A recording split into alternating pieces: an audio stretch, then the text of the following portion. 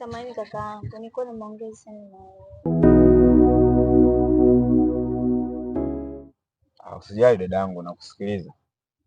Yaani kiufupi nikwambie tu kakaangu, nitokea kukupenda sana. Nikwambie tu dadangu, ni mwanamke hata uwe mrembo vipi, ila ukinifuata kunitongoza mimi mwanaume binafsi yangu hauwezi ukawa na mimi hata siku hiyo, kwa sababu mimi ninavyojua mimi mwanaume ndio tunatongoza wanawake, sio mwanamke kutongoza mwanaume. Kama umevutiwa na mimi unamtongoza hapa, kesho kutembea tena mkutana na mtu mwingine si unamtongoza pia, kwa maana yako unakuacha wote. Yaani demu wa masela, demu wa taa.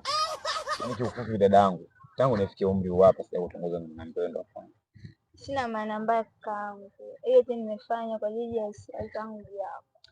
Utanisamee dada. Najua mapenzi yanauma, lakini mimi tayari nina mpenzi afu nampenda. Kwa hiyo dada, mimi sio mtu sahihi kwako tu nitakuchezea, afu siwezi kumchiti mtu wangu.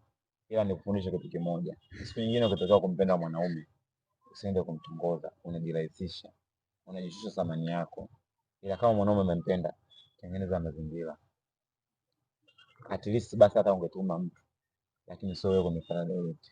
Unafuta wangapi kwa mwezi wewe? Mimi nimetekwa na mapenzi, nimetekwa